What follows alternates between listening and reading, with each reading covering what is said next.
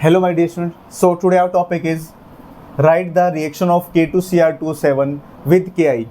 सो हमारे पास जो रिएक्शन है इसको हमने आयनिक इक्वेशन से इसको सॉल्व करना है। तो हमारे पास जो इजी मेथड रहेगा वो होगा इसका आयनिक इक्वेशन से इसका सॉल्यूशन।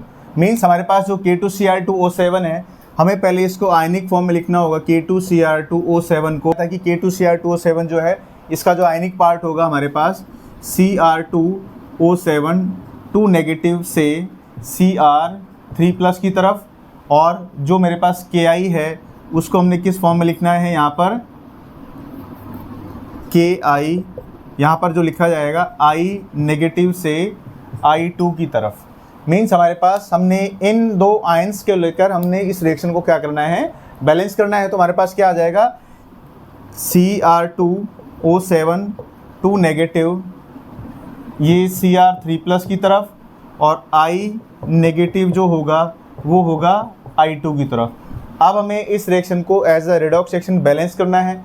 तो हमारे पास क्या हो जाएगा, ये चीज़ यहाँ से और यहाँ तक क्या हो जा रहा है, रिडक्शन हो रहा है, और I नेगेटिव का I2 में क्या हो रहा है, ऑक्सीडेशन हो रहा है। सो हमारे पास हमें 4 काम करने होते हैं बेटा। पहला जो काम होता है हमारे पास वो होता है एटम को हम बैलेंस करते हैं by multiplying with numbers other than oxygen and hydrogen. इसके अलावा जो सेकंड काम हमारे पास होता है वो होता है बेटा ऑक्सीजन, और ऑक्सीजन को हम किससे बैलेंस करते हैं, with the help of H2O। और थर्ड आता है हमारे पास हाइड्रोजन, और हाइड्रोजन को हम बैलेंस करेंगे with the help of H+, और लास्ट में आता है चार्ज, और चार्ज को बैलेंस किया जाएगा with the help of electron. So ये 4 चीज़ें हमें यूज़ करनी है इस रिएक्शन को बैलेंस करने के लिए। तो आप देखिएगा, सबसे पहले मैं क्या कर लेता हूँ, रिडक्शन हाफ रिएक्शन को बैलेंस कर लेता हूँ। रिडक्शन हाफ रिएक्शन मीन्स जिसका रिडक्शन हो रहा है पहले उसको आप इसमें बैलेंस कर लीजिएगा।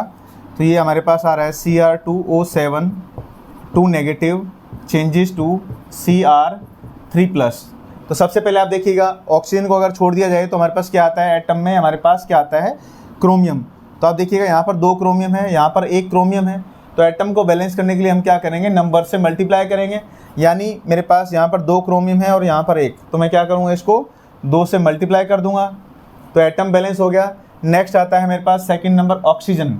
अब आप देखिएगा ऑक्सीजन यहाँ पर कितना है, 7, और इधर एक भी ऑप्शन नहीं है। जितने ऑप्शन कम होंगे हम उतना ही क्या लगा देंगे, H2O लगा देंगे। और इसके बाद थर्ड नंबर पे आता है मेरे पास हाइड्रोजन। यहाँ पर हाइड्रोजन आप देखोगे तो कितना आ रहा है, 7 2 जा 14 हाइड्रोजन है। और हाइड्रोजन को बैलेंस करने के लिए आप क्या करेंगे, H+ लगा देंगे उतना ही जितना हाइड्रोजन है। लास्ट में आता है चार्ज।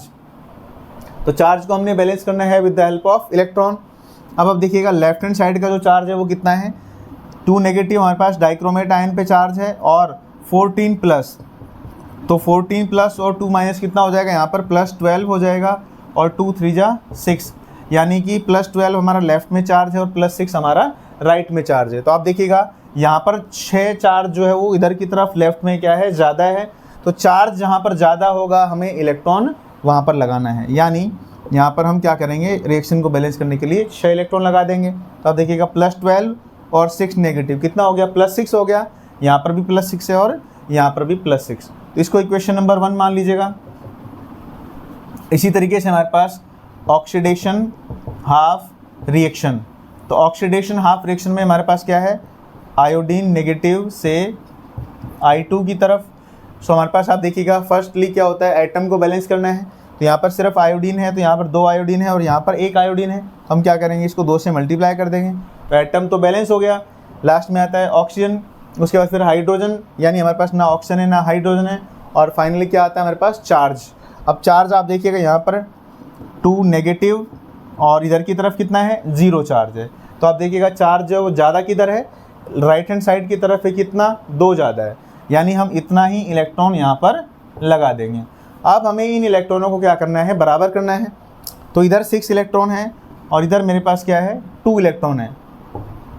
तो यहाँ पर हम क्या करेंगे, जो सेकंड नंबर इक्वेशन है इसमें जो इलेक्ट्रॉन्स है हमारे पास, उसको हमने क्या करना है, बराबर करना है। तो हम क्या करेंगे, इसको 3 से मल्टीप्लाई कर देंगे। तो इक्वेशन सेकंड को हमने 3 से मल्टीप्लाई कर दिया, ताकि हमारे इलेक्ट्रॉन क्या हो जाए, 6 हो जाए। यहाँ भी 6 इलेक्ट्रॉन है और यहाँ पर भी 6 इलेक्ट्रॉन हो जाएंगे।